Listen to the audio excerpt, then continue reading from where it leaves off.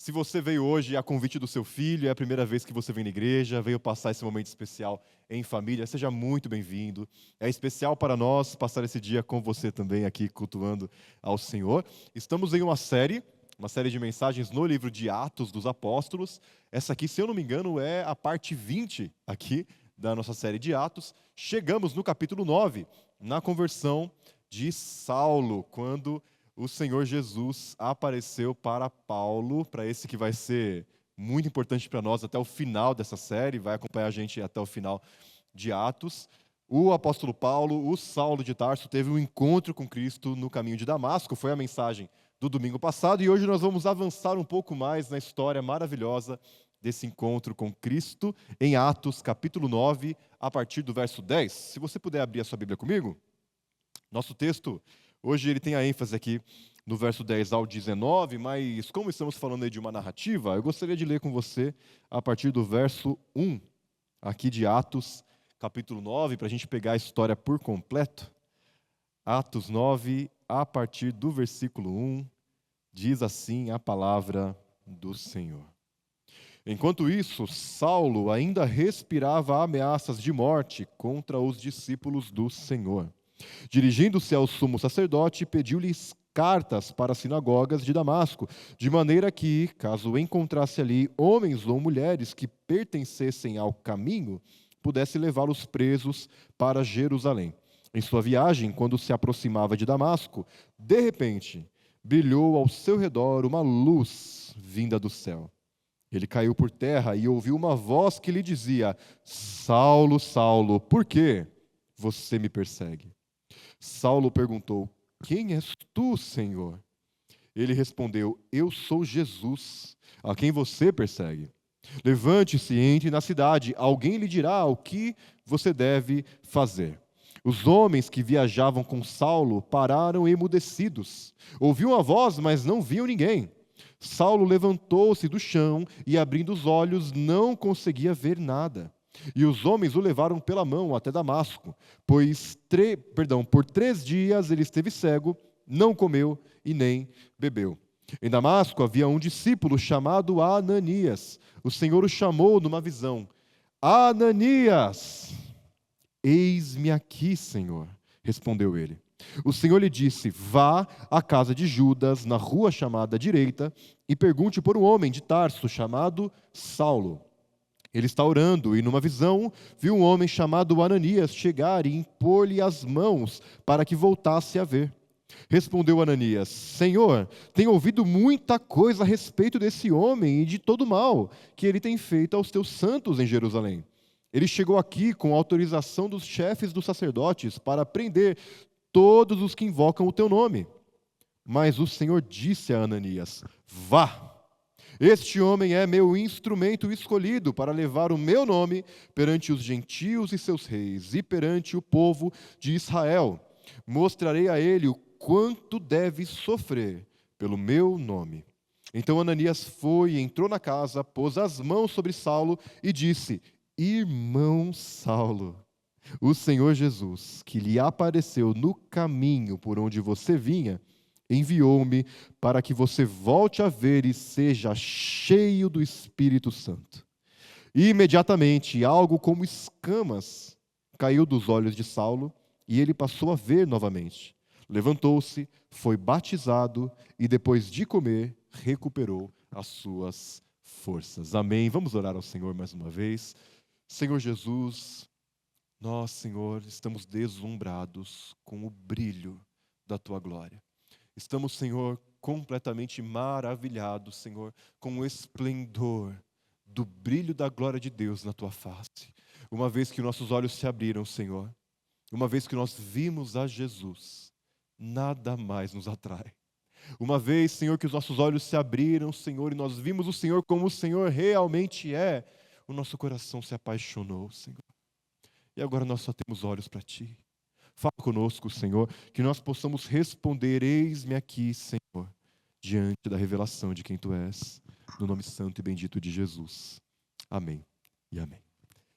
Meu irmão, minha irmã, você se lembra do dia em que você viu Jesus?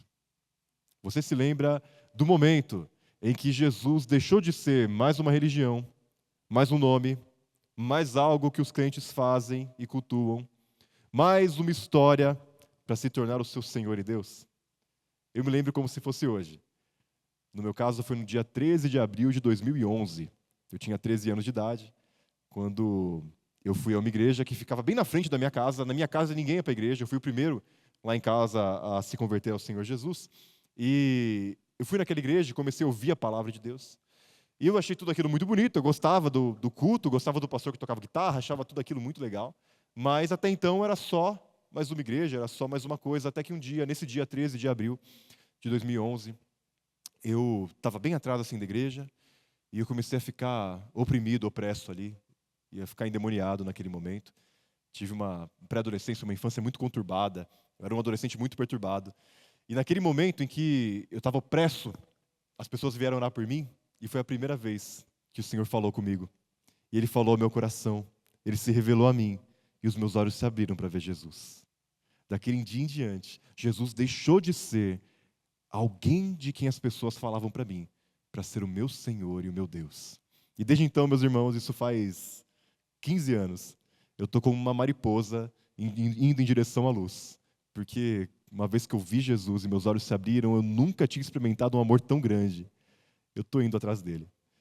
Foi essa minha experiência com Cristo, quando os meus olhos se abriram e todo aquele que teve um encontro com Jesus, independente se você nasceu na igreja ou se você se converteu, como eu me converti, já em uma certa idade, nós tivemos esse momento de revelação, de encontro, de pessoal, de intimidade com Jesus, em que nós compreendemos quem Ele é, e isso aconteceu com o apóstolo Paulo na estrada de Damasco.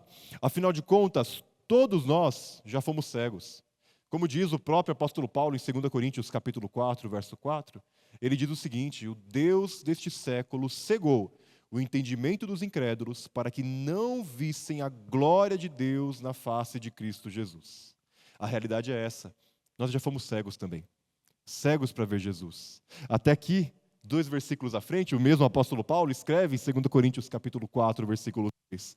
Porque Deus, que disse, das trevas resplandeça a luz, é quem resplandeceu em nossos corações, para a iluminação do conhecimento da glória de Deus na face de Jesus.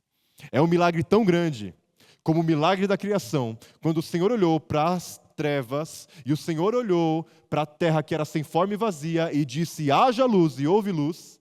É um milagre tão grande como este, quando os nossos olhos se abrem e a gente passa a ver Jesus. E Jesus se torna nosso Senhor e Deus, e o brilho da sua luz nos encanta, e a gente agora começa a viver com Ele.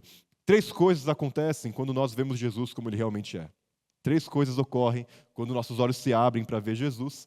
Nós vamos olhar para esse texto e vê-las aqui. A primeira delas é que quando os nossos olhos se abrem para ver Jesus, nós respondemos, eis-me aqui, Senhor. Essa é a primeira coisa. Em segundo lugar, quando os nossos olhos se abrem para ver Jesus, nós nos tornamos família de Deus. Em terceiro e último lugar, quando os nossos olhos se abrem para ver Jesus, nós nunca mais somos os mesmos. Vamos voltar aqui para o texto agora, no versículo 10, na palavra de Deus. O primeiro ponto aqui, quando os nossos olhos se abrem para ver Jesus, nós respondemos, eis-me aqui, Senhor. O versículo 10 diz o seguinte, em Damasco havia um discípulo chamado Ananias. O Senhor o chamou de uma visão, dizendo, Ananias, e ele respondeu, eis-me aqui, Senhor. Tem uma diferença entre o encontro de Saulo com o Senhor Jesus lá na estrada de Damasco e quando o Senhor Jesus chama aqui esse discípulo chamado Ananias. Quando Jesus aparece para Saulo, Saulo responde, quem és tu, Senhor? Já Ananias, um discípulo, um crente do Senhor Jesus, quando ele ouve a voz do Senhor, ele está pronto para dizer, eis-me aqui, Senhor. O que o Senhor deseja de mim? Essa é a diferença entre alguém que não conhece o Senhor e entre um discípulo. O discípulo está pronto, apto para dizer, eis-me aqui, Senhor. Usa-me, Senhor. Me leva aonde o Senhor desejar. O que o Senhor deseja de mim? Essa foi a resposta de Ananias. A gente sabe muito pouco sobre quem é esse Ananias. O que a gente sabe sobre ele? Sabemos que ele era um crente no Senhor, alguém que sabia ouvir a voz de Jesus, alguém que estava pronto para obedecer, embora parecesse algo terrivelmente perigoso, alguém que foi aonde lhe foi ordenado e fez o que lhe foi determinado. E fez com amor, graça e sabedoria. A gente não precisa pedir nada além disso. Ele era alguém que dizia: eis-me aqui, Senhor. A gente precisa, meus irmãos, se nós somos discípulos do Senhor, abandonar essa noção consumista de Jesus. Onde a gente olha para Jesus e só diz: me dá, me dá, me dá. Onde a gente olha para a igreja e a gente acha que nós temos que ser cada vez mais servidos, estar cada vez mais confortáveis. E a gente se pergunta: como que as pessoas podem me servir? Quando, na verdade, meus irmãos, ser um discípulo de Jesus é estar pronto a dizer: Senhor, eu estou aqui para fazer o que o Senhor deseja. A gente deixa de ser consumidor e passa a ser doador, ofertante. Não estou nem falando de dinheiro, que também está envolvido aqui, né, na gente ofertar ao Senhor com generosidade, mas a gente começa a olhar para as pessoas e falar: Senhor, o que o Senhor deseja que eu faça para servir e amar essa pessoa do meu lado? Essa é a resposta de Ananias. Ele é um discípulo do Senhor. Ele está pronto para ouvir a voz de Jesus e responder: eu estou aqui, Senhor. Esse é o desejo de Jesus para mim e para você também. Isso aconteceu com um irmão moraviano. Não sei se os irmãos já ouviram falar da história dos moravianos. Alguém já ouviu falar? É uma história conhecida geralmente de quem gosta muito de missões. No século XVIII, houve um grande avivamento em uma pequena comunidade de moravianos, de pessoas imigrantes, estavam fugindo ali da Guerra dos 30 Anos, se refugiaram nas terras de um homem chamado Conde Zinzendorf, e lá veio um grande avivamento sobre esses irmãos, o Espírito Santo veio sobre eles, eles começaram uma reunião espontânea de oração, que durou 100 anos, eles se organizaram lá, cada um pegava um horário para orar, eles iam se revezando, e durante 100 anos, eles estiveram em uma reunião de oração, constantemente, 3 gerações orando sem parar entre os moravianos. E os moravianos que receberam esse grande avivamento, eles enviaram, na sua época, aquela pequena igreja de refugiados, enviou na sua época mais missionários do que todas as igrejas nos 18 séculos da era cristã até então. Eles enviaram irmãos para a África, enviaram irmãos para as Américas, enviaram irmãos para todos os lugares do mundo. Mas, depois de enviar muitos irmãos, depois de já ter enviado todos os jovens da igreja, depois de não ter mais pessoas capacitadas, preparadas ali, o Senhor começou a falar ao coração do pastor daquela comunidade sobre a necessidade de alcançar o Ártico, os esquimós no Ártico. Eles ouviram falar de como os esquimós viviam sem a luz da graça de Cristo Jesus. E aquilo começou a tocar muito o coração daquele pastor. Mas ele dizia: meu Deus, eu não tenho ninguém. Eu só tenho senhores e senhoras na minha comunidade. Não tem mais ninguém para enviar. Mas ele foi na igreja, num domingo, e ele pregou acerca dos esquimós lá no Ártico, falou sobre essa realidade missionária para que os irmãos orassem. Quando ele terminou de pregar, um senhor da igreja, um homem comum, do campo, não era um teólogo, não era alguém preparado, não era alguém que despontava, era um homem da igreja, simples, um senhor, de idade já. Ele chegou para conversar com o pastor e disse: pastor, eu ouvi o Senhor falar sobre a necessidade dos esquimós, e eu quero responder aqui. Eu irei para o Ártico. Ele falou: meu irmão, você não está entendendo. A gente não tem ninguém para mandar com você. A gente não tem nem mesmo mais dinheiro para te mandar junto com essa viagem. Nós não vamos mais ter contato, é uma viagem só de ida. A correspondência não chega lá. Provavelmente nós nunca mais iremos nos ver. O irmão olhou para ele e disse: pastor, a única coisa que eu preciso é de um par de sapatos novos. Os meus já estão muito desgastados. Se o senhor me arrumar um par de sapatos, eu vou em direção aos esquimós. O pastor falou: meu Deus, olha, faz o seguinte, eu vou pegar aqui, pegou lá o par de sapatos, deu para o irmão. Amanhã cedo eu vou passar na sua casa, a gente vai conversar, a gente vai apresentar isso para a igreja, nós vamos orar, nós vamos te preparar de alguma forma, tá bom? Tá bom, combinado. De manhã, cedo de manhã, 7 horas da manhã, aquele pastor foi na casa daquele irmão, a casa estava fechada. Os sapatos velhos daquele irmão estavam para fora, ele já havia ido em direção aos esquimós. Nós nunca mais ouvimos falar desse irmão. A história acaba aqui. No entanto, no século XVIII, o evangelho chegou no Ártico e ninguém sabe como. Os esquimós conheceram o Senhor Jesus. Nós temos que estar prontos para dizer: eis-me aqui, Senhor. Eis-me aqui. Essa é a resposta de um discípulo. Uma vez que Jesus abriu seus olhos para vê-lo como ele realmente é para que você seja uma bênção. Uma bênção na vida dos outros. É isso que o Senhor espera de nós. Se o Senhor procurar no seu bairro alguém para usar. Se o Senhor procurar no Limão, na Barra Funda, na Vila Romana, se ele procurar em Pirituba, se ele sondar o bairro para procurar alguém para usar, ele pode te encontrar? Ele pode encontrar você como o discípulo que irá dizer, eis-me aqui, Senhor.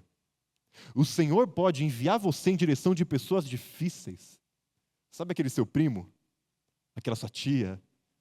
Sabe aquele seu parente difícil? Você sabe do que eu estou falando. O Senhor pode te enviar na direção dele. O Senhor pode encontrar em você um discípulo pronto a dizer, eis-me aqui, Senhor, como fez Ananias. Mas a gente não precisa achar que Ananias era um super-herói, porque ele estava com medo. Ananias ouve o Senhor chamando ele, fala, olha, vai lá na casa do Saulo, na casa de Judas, onde está o Saulo, e ele fica com medo. E ele tenta corrigir a Deus. Ele fala, Senhor, só um minutinho aqui. Peraí, você sabe que esse Saulo aí que você está falando é o Saulo lá de Jerusalém, né? O fariseu que estava matando os irmãos lá em Jerusalém e que veio aqui para Damasco para poder caçar os cristãos. É esse mesmo? O senhor tem certeza? É isso aí que o senhor quer mesmo? O Ananias tenta corrigir Jesus. A gente podia falar que o Ananias é o homem mais tolo da história por tentar corrigir a Jesus. Mas sabe por que a gente não pode falar isso? Porque a gente faz igualzinho. Quantas vezes a gente não sabe qual é a vontade de Deus para nós? A gente sabe o que o Senhor quer da gente e a gente tenta corrigir o Senhor. Não, Senhor, tudo bem. Eu entendi. Ok. Mas espera aí. Eu tenho um plano melhor.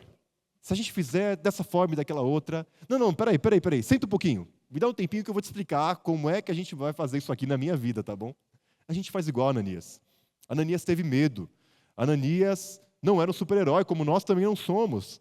Mas o maravilhoso de fazer parte da obra de Deus é que, de fato, nós fazemos parte, porque Jesus vai à nossa frente e Jesus vai com a gente. Nós somos fracos, é verdade, mas Jesus é forte. E Ele é conosco quando Ele nos chama. Ele sempre vai à nossa frente. O interessante aqui é que Jesus já havia feito tudo. Ele já tinha feito tudo, Ananias só precisava obedecer. Ele já tinha aparecido para Paulo. Ele já tinha deixado o homem cego. O homem estava lá orando e jejuando, lá na casa de Judas. Tudo que o Ananias precisava fazer era ir, impor as mãos sobre ele e orar. O Senhor já fez tudo. Nós estávamos agora em Belém do Piauí, numa viagem missionária do Impacto Livres. Alguns irmãos aqui da igreja estavam lá conosco. E aconteceu algo impressionante, meus irmãos. Algo que eu nunca tinha visto na minha vida. Uma irmã, que é intérprete de Libras, né, que ela se comunica em Libras, ela foi para o Impacto a primeiro impacto dela. E lá na igreja dela, ela recebeu uma foto, uma irmã lá, pegou uma foto aleatória, da internet, assim, fotos do Piauí. Pegou uma foto aleatória, fez um desenho na foto de Jesus segurando a mão de uma menininha. Escreveu uma mensagem atrás e falou, olha, leva essa foto aqui para você, né? Estou orando pela sua vida, vai lá para o sertão. Essa menina pegou, colocou a foto na Bíblia e foi lá. No primeiro dia do Impacto, a gente tem o costume de ir nas igrejas locais. Então a gente pega aqueles 300 amarelinhos, né, que são os voluntários, leva nas igrejas, nos cultos à noite. Essa menina foi no culto. Chegou lá, ela estava brincando com uma outra criancinha lá na igreja. A foto caiu da Bíblia. A menininha pegou a foto e começou a falar, essa aqui é minha casa. Essa aqui é minha casa, essa aqui é minha casa. A menina, não, imagina, né? Isso aqui é uma foto na internet, né? Não é a sua casa. A avó da menina chegou e falou, não, peraí, essa aqui é a casa dela mesmo, essa aqui é a comunidade, Várzea Queimada, fica aqui do lado, ó, município de Jaicós. Os pais dela são surdos. E lá tem uma comunidade enorme de surdos. Para a menina, intérprete de Libras. E vai vendo. Nesse impacto, nós levamos um parceiro, o pessoal do Cartão do Céu, e o irmão decidiu, olha, eu não sei porquê, mas eu trouxe 20 cartões, é um microchip que você coloca no celular, que tem a Bíblia em Libras. Ele levou lá 20 cartões. Esse pessoal pegou uma ruma de gente, como o povo fala no Piauí, um monte de gente que falava em Libras, que se comunica em Libras, levou para essa comunidade. Essa comunidade nós já havíamos passado lá há 2 anos atrás, só que não tinha nenhum intérprete de Libras. Então os surdos não foram atendidos, mas o Senhor, que não deixa ninguém para trás, o Senhor que vai na nossa frente, o Senhor que prepara todas as coisas, não esquece daquele povo. Eles fizeram um culto em Libras, foi a coisa mais linda. E tinha uma mulher lá na comunidade que falou, olha, eu vou pegar esse cartão, eu vou colocar na TV da minha casa, e eu vou chamar os surdos para a gente poder assistir junto aqui a palavra de Deus. E aqui a gente vai começar uma célula de surdos. A obra de Jesus, gente.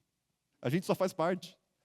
É como o Senhor chamou Ananias, vai porque eu já fiz tudo, só obedece. É como um pai que uma vez foi trocar a lâmpada de casa, e aí ele chamou o filho dele, né, menininho assim pequeno, deu a lâmpada na mão dele e falou, segura pro pai.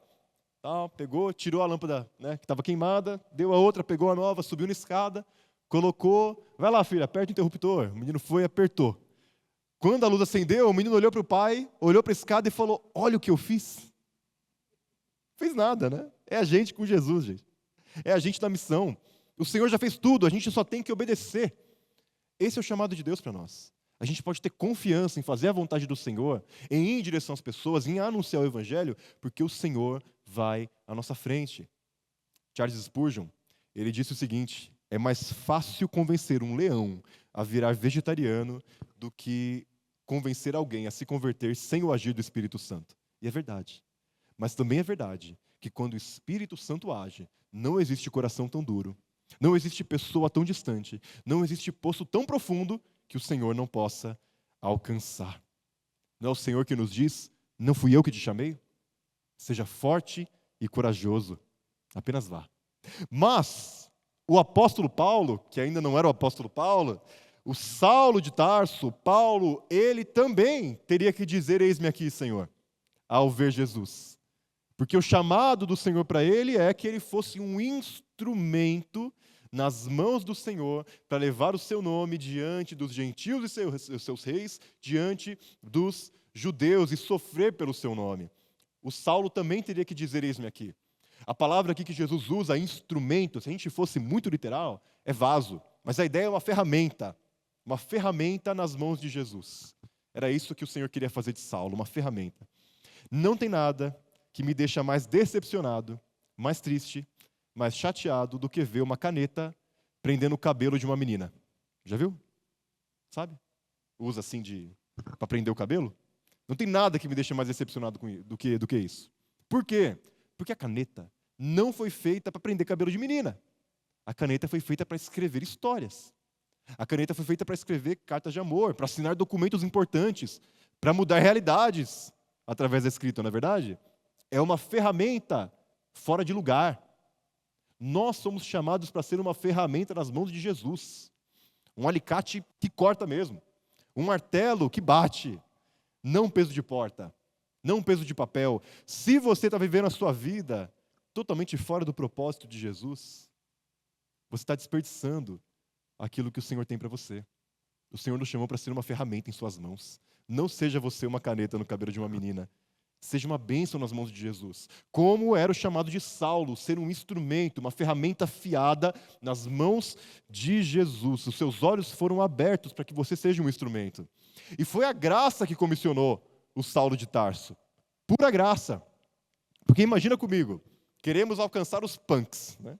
A gente quer alcançar a galera do rock and roll, pessoal assim, cavernosa mesmo, né? E aí, quem a gente vai procurar, né? Para evangelizar o pessoal hardcore? Alguém, tatuadão, né? Um cara cabeludo, assim, brinco, meio altrite, segundo andar, assim, né? Um cara diferentão, né? A gente vai procurar alguém que tem essa pegada, né? Quem que o Senhor chama para alcançar os gentios, os povos, os gregos, os persas, os egípcios, os pagãos? Quem que o Senhor chama para alcançar pessoas totalmente distantes de Israel, para dizer a elas agora, vocês em Cristo Jesus podem ser um só povo de Deus? Um ultranacionalista judeu ortodoxo. Completamente fora de senso. A gente vai dizer que Deus não tem senso de humor, não é verdade? Por quê? Porque não é sobre Saulo, é sobre Jesus que tem poder para salvar. Não é sobre a nossa habilidade, não é sobre quem nós somos e quão bom nós somos, é sobre Jesus nos comissionando e nos usando como um instrumento afiado em suas mãos. Foi a graça que elegeu Saulo de Tarso. Foi a graça que usou ele em todo momento. Sim, ele era um homem muito inteligente, ele falava muitas línguas, ele era um cidadão romano, mas ele mesmo diz mais para frente, eu considero tudo isso daí como esterco, não é nada para mim. Ele vai dizer, olha, eu não falei lá nos Tessalonicenses para vocês com sabedoria humana, eu poderia ter usado de oratória, de filosofia, eu só preguei a cruz de Cristo. É a graça que nos usa. É a graça que nos comissiona quando nós vemos Jesus e dizemos, eis-me aqui, Senhor. Tem um jogo de palavras aqui no texto. Porque enquanto Ananias está preocupado, dizendo, Senhor, esse daí é aquele que perseguia as pessoas que invocam o teu nome, Jesus fala, esse aqui é o meu instrumento para levar o meu nome diante dos povos.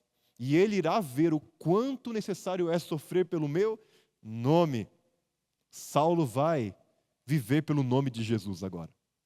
Foi esse Saulo aqui, o assassino, o perseguidor, o religioso fanático, o fariseu, que mais para frente escreveu as palavras que nós lemos aqui na oração, dizendo que Deus deu ao seu Filho o nome que está acima de todo nome, para que todo joelho se dobre e toda língua confesse que Jesus é o Senhor. Não há nome mais lindo que esse. Não há nome mais maravilhoso do que o nome de Jesus. Você sabe o que significa Jesus? Significa Deus salva. Esse é o nome acima de todo nome. É o nome pelo qual vale a pena a gente dedicar a nossa vida. É o nome pelo qual vale a pena sofrer. O Saulo não vai sofrer para pagar os seus pecados. Não é porque ele foi uma pessoa muito ruim. Não é porque ele foi alguém que perseguiu a igreja que ele vai sofrer. Não é isso que Jesus quer dizer. Ah, não, agora você fez tudo isso, você vai sofrer que nem um cachorro para você pagar aí os seus pecados. Não é isso que Jesus está dizendo para Saulo. Saulo vai sofrer pelo nome de Jesus, porque todo aquele que quiser servir ao Senhor piedosamente sofrerá perseguição. Saulo vai sofrer por amor a Cristo, por amor ao nome de Jesus. Porque Jesus vai brilhar tanto aos olhos dele, como brilha aos nossos olhos, que todo o sofrimento que envolve dedicar nossa vida ao Senhor, abrir mão de tudo, perder a vida neste mundo como o Senhor nos chama para perder, carregar a nossa cruz, ir aonde ninguém vai, anunciar o Evangelho, ser perseguido, difamado, todo o sofrimento que envolve seguir Jesus, não é nada quando nós temos nossos olhos abertos diante da beleza, da majestade de Jesus. É leve e momentânea tribulação, como o próprio Saulo vai dizer mais para frente na sua vida. Quão lindo é o nome de Jesus e como vale a pena a gente se dedicar a Ele. Em segundo lugar, quando nós temos nossos olhos abertos para ver Jesus, nós nos tornamos família de Deus. Versículo 17 diz assim, então Ananias foi, entrou na casa, pôs as mãos sobre Saulo e disse, irmão Saulo, o Senhor Jesus que lhe apareceu no caminho por onde você vinha, enviou-me para que você volte a ver e seja cheio do Espírito Santo. 3 razões aqui do porquê que isso é muito importante para nós. A primeira delas é, por que Jesus precisa de Ananias? Por quê? Jesus já não tinha aparecido lá para o Saulo na estrada de Damasco? Jesus já não tinha lá derrubado o homem no chão e feito o cara ter a maior transformação da vida dele? Por que Jesus precisa de mais alguém? Por que Jesus tem que chamar Ananias para qualquer coisa? Ele não poderia fazer lá um batismo EAD com Saulo? Ele não podia fazer alguma coisa à distância? Ele não podia fazer alguma coisa entre somente Jesus e o Saulo? Por que ele coloca Ananias nessa história? Porque Deus decidiu fazer a sua salvação conhecida através de gente. Gente precisa de Deus, é verdade. Mas gente precisa de gente. Nós precisamos uns dos outros. O Evangelho só vai chegar até as pessoas se nós irmos até elas. Eu ouvi o testemunho de muitos árabes que tiveram uma visão de Jesus, mas que tiveram que procurar um crente para serem discipulados e aprenderem sobre esse Cristo que eles tinham visto em sonho. Nós precisamos uns dos outros. As pessoas só crerão uma vez que nós falarmos do Evangelho a elas, uma vez que a gente se envolver com a vida delas. Foi assim com Filipe em Samaria, nos capítulos anteriores. Quando ele prega aos samaritanos, eles recebem o Espírito Santo. Foi assim com Filipe e o eunuco. O eunuco já estava lendo o texto lá de Isaías, mas precisava que alguém explicasse para ele. Foi assim agora com Saulo, que teve uma visão de Jesus, mas precisava de Ananias. E vai ser assim mais para frente com Cornélio. Mas isso é o próximo episódio, não vou te dar spoiler. Para que alguém creia, é preciso que outro pregue. Esse é o primeiro ponto. O segundo é porque ninguém é salvo para ficar sozinho. Ninguém. Não existe solidão, isolamento, individualismo no reino de Deus. A gente é salvo para uma família, para um povo, para uma comunidade. Nós não somos salvos para ficarmos isolados. A primeira pessoa, a primeira coisa que o Saulo viu quando ele recuperou a vista, Foi um irmão. Foi um irmão. Agora ele está fazendo parte do povo de Deus. Ele precisa do povo de Deus, como eu e você precisamos uns dos outros. Não existe um crente que não precise de outro crente. Nós precisamos uns dos outros. E em terceiro lugar, é porque ter os olhos abertos para ver Jesus é agora fazer parte da família de Jesus, da família de Deus. Ananias vai para aquele homem, para aquele assassino, para aquele homem que era uma fera selvagem, para aquele homem odioso, impõe as mãos sobre ele e diz: irmão Saulo. Se Jesus acolheu Saulo, a sua família o acolhe também. Agora Saulo tem uma família, agora Saulo tem muitos irmãos. Apenas Jesus pega gente que nem a gente e transforma na sua família. Apenas Jesus pega pessoas quebradas, destruídas, moídas, sozinhas, solitárias, aprisionadas, as transforma e as faz sua família. A igreja, meus irmãos, é um lugar onde a gente tem 100 irmãos, 100 pais, 100 mães, 100 filhos e filhas. A minha irmã é uma missionária, já está na Bolívia há 10 anos, e ela tem 3 filhas. Eu só conheço uma, porque é muito difícil vir da Bolívia para cá, com essa família toda, com essa tribo toda que a Bia tem lá na Bolívia. Eles pastoreiam uma igreja que eles plantaram lá na Bolívia, em Santa Cruz de la Sierra. E a minha irmã deixou tudo para poder servir a Jesus lá na Bolívia. Eu parti de São Paulo, fui para o sertão do Piauí, durante alguns anos com a minha esposa, deixamos aqui pai, mãe, filhos, pai, mãe, irmãos. Mas lá no Piauí, com a minha irmã na Bolívia, nós encontramos 100 mães, 100 pais, 100 irmãos, cada crente no Senhor Jesus, numa comunidade isolada, às vezes uma única irmã que morava no interior de uma comunidade quilombola e era crente no Senhor Jesus.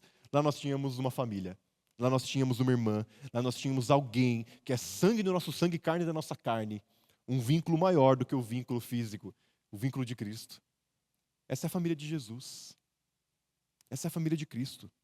Nós não entramos na igreja para ficarmos isolados. Você não pode vir aqui, entrar, sabe, naquela porta e sair sem se relacionar com ninguém. Eu sei que tem um processo, eu sei que às vezes a gente vem ferido, cansado, triste, por muita coisa que passamos na vida, por muita coisa que passamos na igreja, mas se abre mais uma vez para que o Senhor Jesus te acolha na sua mesa, com seus familiares, com o povo de Deus. É isso que o Saulo vai experimentar aqui, se tornando família de Deus. E o Ananias é amoroso, manso. Ele é receptivo, carinhoso. Ele é acolhedor com o Saulo. O Senhor nos chama para isso, para nós sermos Ananias na vida uns dos outros, para nós sermos acolhedores também, amorosos com nossos irmãos, mansos com aqueles que estão chegando. Gente, quando eu me converti, eu dei muito trabalho. Eu era um moleque terrível, mas pessoas foram acolhedoras comigo. Eu tive muitos Ananias na minha história. Seja também um Ananias na vida de alguém. Seja acolhedor. A gente não foi chamado para ser direto, seco, grosso. A gente foi chamado para acolher, para amar. Esse é o povo de Deus, família do Senhor. Como a Bíblia diz, olhe para as pessoas mais velhas como se fossem seus pais, para as mulheres como se fossem suas mães, para as moças como se fossem suas irmãs. Olhe para o povo de Deus como a sua família. E assim nós seremos também como Ananias. Não há lugar no mundo como a igreja de Jesus. Não há comunidade, não há grupo, não há associação, não há clube de futebol, não há torcida organizada como a igreja de Jesus. Não há, meus irmãos. A igreja é um lugar cheio de gente difícil, é verdade. A começar de mim. Mas é um lugar onde Jesus está. E é um lugar onde Ele mesmo está nos aperfeiçoando para que a gente se torne cada vez mais parecido com Ele, enquanto nós nos tornamos cada vez mais um. Essa é a igreja do Senhor Jesus. Saulo é então cheio do Espírito Santo, porque essa é a evidência de que alguém de fato viu Jesus. Quando alguém vê Jesus, o Espírito Santo vem sobre essa pessoa, e como ele vai escrever um pouco mais à frente, aquele que tem o Espírito de Deus, aquele que é guiado pelo Espírito de Deus, é filho de Deus. Romanos 8 nos diz isso. O apóstolo Paulo, o Saulo de Tarso, é então cheio do Espírito Santo. Como os apóstolos foram cheios do Espírito Santo, a igreja em Jerusalém, no capítulo 2, como os samaritanos, lá no capítulo 8, agora o Saulo também é cheio do Espírito Santo e começa a ser parte do povo de Deus. Em 21 de abril de 1855, um homem chamado Edward Kimball levou um de seus alunos da escola dominical a Cristo. E ele nunca ia imaginar que aquele garoto chamado Dwight L. Moody seria um dos maiores evangelistas da história. O Moody foi responsável por mais de 1 milhão de pessoas se converterem a Cristo nos Estados Unidos no século XIX. O nosso trabalho, meus irmãos, é levar homens e mulheres a Cristo. E o trabalho de Deus é usá-los para a sua glória. Nós precisamos estar disponíveis para acolher pessoas que serão cheias do Espírito Santo e serão tremendamente usadas por Deus. Nós não sabemos, meu irmão, se nós estamos recebendo, acolhendo um adolescente, uma criança, um jovem, uma mulher, um casal, que vai ser tremendamente usado por Deus. Nós temos que ser intencionais, como foi Ananias. Saulo, então, é batizado. Ele não se batiza. Não existe, gente, essa coisa de se batizar. A gente não se batiza, nós somos batizados. O batismo é coletivo, o batismo é ser agregado no corpo de Cristo, o batismo é começar a fazer parte do povo de Deus. Ninguém se batiza, nós somos batizados, como Paulo foi batizado por Ananias, acolhido na igreja, acolhido no povo de Deus. Nós somos agregados ao povo de Deus através do batismo. Você que se batizou nesse último e lindo batismo que teve agora, há uns 2 domingos atrás, você é parte da nossa família agora. Você é sangue do nosso sangue, carne da nossa carne. A gente vai morrer por você. Nós somos a mesma família, porque o batismo é isso. É isso que o batismo significa. E você que ainda não foi batizado, não perca essa oportunidade de declarar diante de Cristo, diante do inferno, diante dos seus irmãos, que você pertence ao Senhor. Saulo, então, é batizado. E, por último, esse Saulo nunca mais será o mesmo. É o último ponto aqui da nossa mensagem, caminhando para o final, é que uma vez que nós temos os olhos abertos para ver Jesus, nós jamais seremos os mesmos. Veja aqui comigo de novo o versículo 18, que diz: imediatamente algo como escamas caiu dos olhos de Saulo e ele passou a ver novamente. Levantou-se, foi batizado e depois de comer, recuperou as forças. Esse homem que esteve cego a vida inteira. Ele esteve cego pelo ódio, cego pela religião, cego pelo orgulho. Como Jesus disse aos fariseus, Jesus falou: eu vim para que os cegos vejam e aqueles que veem fiquem cegos. Ele falou isso aos fariseus. Isso aconteceu com Saulo. Saulo estava cego, mas quando ele tem um encontro com Jesus, com o sol que brilha mais que o sol do meio-dia, a luz de Cristo, esse Saulo então ficou fisicamente cego, escamas nos seus olhos, nada ele enxergava. Aquela cegueira que era espiritual estava agora física nele, porém os seus olhos se abrem mais uma vez. E agora ele jamais será o mesmo. Foi esse Saulo, assassino, perseguidor da igreja, que escreveu: quero conhecer a Cristo, o poder da sua ressurreição e a participação nos seus sofrimentos, tornando-me como ele na sua morte, para que de alguma forma eu possa alcançar a ressurreição dentre os mortos. Não que eu já tenha obtido tudo isso ou tenha sido aperfeiçoado, mas prossigo para alcançá-lo, pois para isso também fui alcançado por Cristo Jesus. Irmãos, não penso que eu mesmo já o tenha alcançado, mas uma coisa eu faço: esquecendo-me das coisas que ficaram para trás e avançando para as que estão adiante, prossigo para o alvo, a fim de ganhar o prêmio do chamado celestial de Deus em Cristo Jesus. Filipenses capítulo 3, do 10 ao 14. Ele nunca mais foi o mesmo. Ele seguiu Jesus por toda a sua vida, porque uma vez que nossos olhos se abrem para ver a Cristo, nós não somos mais os mesmos. Teve um homem na história da igreja, e eu encerro aqui com essa história, chamado Agostinho. Agostinho, ele foi um homem lá no século IV, ele era um cara pagão, ele era um cara muito inteligente, um grande orador, um grande filósofo. Ele tinha estudado nas melhores escolas, ele era um maniqueísta, ele era um homem de destaque.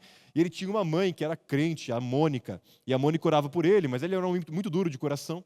Até que Agostinho, então, vai para Roma e lá ele tem um encontro com o Senhor Jesus. No quintal de casa, ele lê um texto de Romanos, se converte a Cristo, tem seus olhos abertos, passa a seguir Jesus. Se torna, assim, um grande bispo da igreja, um dos pais da igreja, um dos grandes teólogos aí que a gente usa o seu material até os dias de hoje. Mas tem uma história da vida dele que muitos anos depois da sua conversão, décadas depois, ele já era um pastor, já era um bispo da igreja, ele estava andando na rua e uma mulher, uma antiga amante, um contatinho lá do Agostinho, antigo contatinho, começou a perseguir ele pela rua e gritar: Agostinho, sou eu! E ele foi andando para trás, foi andando para frente sem olhar para trás. E ela começou a gritar mais alto: Agostinho, sou eu, Agostinho, lembra de mim? Sou eu! E ele não olhava para ela, continuava caminhando na rua, como se não fosse com ele. E ela começou a gritar mais alto: Agostinho, eu sou a mesma! Sou eu sou a mesma, lembre de mim, eu sou aquela, eu sou a mesma. Ele então virou para ela e disse: mas eu não sou mais o mesmo. Eu não sou a mesma pessoa que você conheceu. Eu vi Jesus. Conversão é transformação de vida. Isso é conversão. Uma vez que nossos olhos se abriram para ver Jesus, a nossa vida é transformada. A gente não vê mais o mundo como nós víamos antes. A gente não enxerga mais casamento como nós enxergávamos antes. A gente não enxerga mais relacionamento como a gente enxergava antes. A gente não enxerga mais dinheiro como a gente enxergava antes. A gente não enxerga mais trabalho como a gente enxergava antes. Agora a gente começa a olhar para Jesus e todas as outras coisas só brilham a partir da sua luz para nós. Tem uma música do Livres, que está, os primeiros CDs, assim, uma música antiga, que diz algo que ilustra isso muito bem. Que o mundo perdeu as cores, o pecado perdeu o brilho, o que brilhava não brilha mais para mim. Até o sol se envergonhou e as estrelas se ofuscaram diante do eterno brilho de Jesus. É isso que Jesus deseja fazer com nossas vidas. Que os nossos olhos se abram e que a gente enxergue tudo agora a partir da sua luz. Amém, meus irmãos? Vamos orar? Fique de pé nesse momento, feche seus olhos. Esse Paulo, então, ele, depois de ser batizado, porque para ele era mais importante ser batizado e depois só comer, depois de 3 dias de jejum, ele come e se fortalece, porque agora ele tem uma vida que vale a pena ser vivida. Agora ele tem um propósito, uma missão a cumprir. O Senhor Jesus te chama também, meu irmão, para que você responda: eis-me aqui, Senhor, para que você seja família de Deus, para que você jamais seja o mesmo. Feche seus olhos nesse momento, vamos orar ao Senhor. Se há alguém aqui nessa noite que ainda não teve esse encontro com Cristo, mas que ouviu a sua palavra e que tem ouvido o seu chamado,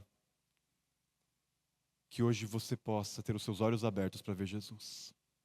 Que hoje você entregue a sua vida e confie nele. Que ele brilhe para você mais do que todas as coisas. Que você jamais seja o mesmo. Vamos orar, coloque a mão no seu coração. Senhor nosso Deus, nós nos colocamos diante de Ti, Senhor. Constrangidos, Senhor Deus, com Teu grandioso amor. Senhor, nós estávamos cegos, Senhor. Cegos, Senhor, nós não conseguimos enxergar, Senhor, a Tua glória. Senhor, nós olhamos para trás e vemos tanto cuidado de Deus na nossa vida, Senhor, em tantos momentos, e nós, Senhor Deus, ignorantes, Senhor, surdos, cegos, mudos para Deus, até que de repente, no meio do caminho, nenhum de nós esperava por isso, mas no meio do caminho a Tua luz brilhou para nós, Senhor. Senhor Deus, com fulgor maior do que o do sol do meio-dia, nossos olhos se abriram para ver Jesus, a glória de Deus na face de Jesus. Senhor, nós nunca mais fomos os mesmos. Senhor, nós queremos responder ao Senhor: eis-me aqui, Senhor, eis-me aqui, Senhor. Envia a mim, Senhor, usa-me, Senhor. Me leva na direção das pessoas, Senhor. Me leva, Senhor Deus, àqueles, Pai, que são difíceis, aqueles, Senhor, que são, Pai, pessoas que estão ainda cegas, Senhor, surdas para a Tua voz. Senhor, usa-me como o Senhor usou Ananias, Senhor. Senhor, mais ainda, Senhor, abre os olhos dos nossos familiares. Abre os olhos, Senhor Deus, daqueles, Pai, que ainda veem Jesus como mais uma religião, como mais um nome entre tantos nomes. Senhor, abre os olhos, Senhor Deus, daqueles, Pai, pelos quais nós temos orado dia após dia, ano após ano, Senhor. Senhor, que a Tua luz brilhe para nós mais do que todas as coisas, Senhor.